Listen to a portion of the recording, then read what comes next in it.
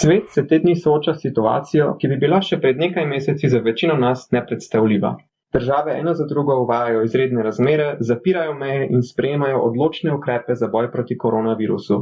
Epicenter okužbe se je iz Kitajske premaknil v Evropo in Ameriko, kjer število okuženih in umrlih vsak dan strmo narašča.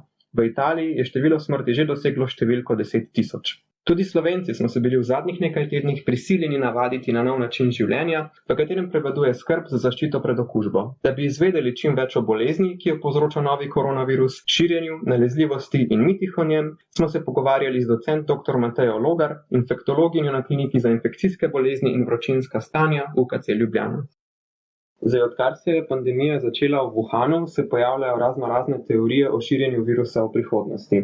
Nekateri pravijo, da se bo širjenje ustavilo v kasnejših spomladanskih mesecih zaradi višjih temperatur, drugi so mnenja, da se bo virus zasidral v populaciji, podobno kot gripa in postal naš stalni spremljevalec. Tako da me zanima, kakšno je vaše stališče do tega in kako gledate na širjenje virusa v prihodnosti. Mnenja so trenutno deljena. Nekateri, kot je bilo vprašanje, so mnenja, da bo virus našel svojo nišo in bo ostal v populaciji. Drugi so pa mnenja, da glede na to, da gre za koronavirus, ki ima sezonsko pojavljanje, da je pa možno, da bo virus izginil. Skratka, zaenkrat se o tem ne da nič kaj prepričljivo reči. Kar se tiče samega širjenja, vemo, da večinoma se virus širi kapljično, se pravi aerogena komponenta je lahko prisotna, se pravi pri postopkih, kjer nastajajo aerosoli, to pomeni pri bronhoskopiji, pri gastroskopiji, pri intubaciji, reanimaciji, medtem ko pri teh, bomo rekli, splošnih stikih je pa glavni način prenosa pa kapljičen. Zdaj vemo, da virus najhujši potek povzroči pri kroničnih bolnikih, pa me zanima, a je tu kakšna razlika med različnimi kroničnimi boleznimi, se pravi, je virus hujši za bolnike s kardiovaskularnimi boleznimi, za bolnike z rakom, kako je s tem? Za enkrat po znanih podatkih so dejavniki tveganja kardiološki bolniki, bolniki s sladkorno boleznijo, v Italiji se nakazuje tudi debelost kot dejavnik tveganja, medtem ko rakavi bolniki niso imeli tako izrazito povečanega tveganja za težji potek bolezni in višjo smrtnost. Virus povzroči zelo različne klinične slike, od asimptomatske pa do hude pljučnice, pa bi na tem mestu vprašal o nalezljivosti. Se pravi, ali so asimptomatski bolniki manj ali enako nalezljivi od tistih, ki kažejo simptome? Vsekakor so ljudje, ki nimajo simptomov, bistveno manj kužni, zaradi tega, ker pri njih gre večinoma za majhno količino virusa in poleg tega, da se virus širi, moramo ga nekako izločiti iz telesa. To pomeni, najbolj učinkovito je, da kašljamo ali kihamo, medtem ko samim govorom je širjenje virusa relativno neučinkovito. Tako da moramo imeti virus in moramo imeti simptome. Je možno, da bi bil nekdo, ki je simptome že izgubil in bil že odpuščen iz bolnišnice, še vedno nalezljiv? Načeloma se smatra, da pri blagi bolezni po 14 dneh od začetka simptomov nismo več kužni.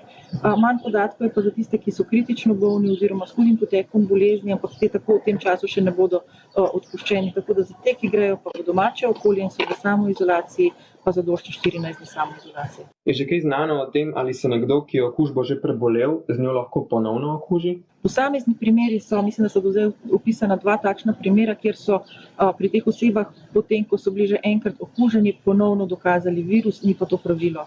Tudi težko je ocenjevati, a gre tukaj mogoče samo za persistenco genskega materiala ali gre za ponovno okužbo, tako da o tem je še prezgodaj sklepati. Kako poteka obravnava bolnikov na infekcijski kliniki? Kakšne nege so deležni in kako preprečite širjenje okužbe na ostale bolnike in na zaposlene?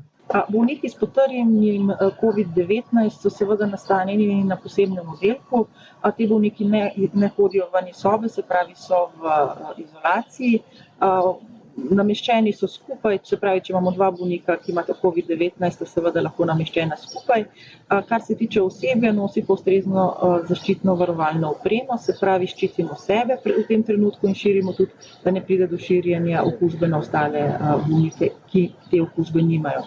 Nekdo, ki gre v takšno sobo, si nadene vodoodbojen plašč, ustrezne rokavice, predvsem je pomembno pa ščitenje obraza, to pomeni, da se uporablja ustrezna maska, spet odvisno od tega, kaj bomo zdaj delali. Če ne prihaja do aerosolov, zadošča tukaj kirurška vodoodbojna maska in pa vizir. Če bomo dalj časa v sobi in je možnost, da bi prihajalo do aerosolov, pa potem tako imenovane partikularne maske, se pravi visoko filtrirane maske in ustrezna zaščitna očala. Kako gledate na zadnje informacije iz Italije, kjer so nekateri zdravniki trdili, da so bili pri zdravljenju koronavirusa uspešni z zdravili proti artritisu? Ja, nekako se pojavlja možnost, da bi bila nekatera od teh zdravil predvsem imunomodulatorna, se pravi, da se spremeni imunski odziv. So pa to posamezni podatki, zaenkrat ni večjih zbranih serij bolnikov, tako da tudi pri nas smo se odločili za kombinacijo zdravljenja, se pravi z modulatornim zdravilom in pa za kombinacijo virostatikov, ki se sicer uporabljajo za zdravljenje okužb. Zanima me tudi vaše mnenje o nekaterih mitih, ki se po spletu in po raznih forumih širijo o koronavirusu. In sicer en izmed njih je, ali splahovanje ust z vodo kakorkoli pomaga pri zaščiti. To pomaga v toliko, da imamo bolj vlažno samo našo sluznico. Se pravi, zaščita naših dihalnih poti poteka pač preko vlažne sluznice, kjer se tudi določeni delci ustavijo in seveda je to pomembno. Na ta način pa ne moremo preprečiti, da bi prišlo do okužb. Pa še en mit je, ali lahko brada oziroma oblika in velikost brade kakorkoli vpliva na učinkovitost obraznih mask? Ja, če imate poraščeno obraz, to seveda vpliva na učinkovitost obrazne maske, zaradi tega, ker vam ne tesni. Drugače pa nekateri, ki imajo zelo ozek in droben obraz, jih v resnici obrazne maske ne tesnijo. Govorimo o teh klasičnih FFP3 maskah, tako da za njih so potrebne potem druge maske, ki so jim prilagojene njihovemu obrazu. Za konec bi pa vprašal še samo, vemo, da je Slovenija bolj ali manj v karanteni, pa me zanima, koliko časa mislite, da bo takšno stanje pri nas še trajalo?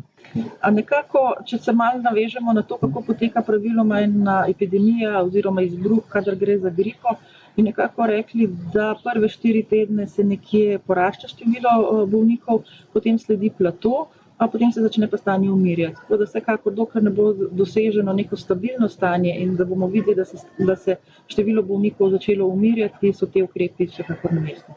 Se Sloveniji obeta scenarij, kot ga vidimo v Italiji?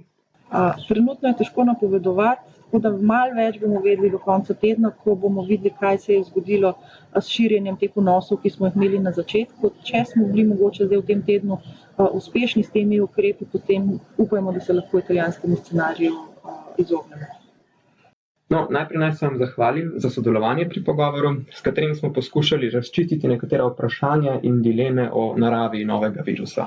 Seveda nikoli ni odveč poudariti, kako pomembno je, da se vsi tudi v prihodnje obnašamo odgovorno, smo pozorni na svoje zdravje in tudi na zdravje drugih. Poslušalci pa ste vabljeni, da si ogledate tudi drug video na našem kanalu, v katerem lahko izveste še mnogo drugih informacij o koronavirusu, lahko pa nas tudi podprete, s tem, da lajkate video in se na naš kanal naročite. Pozdravljeni naslednjič!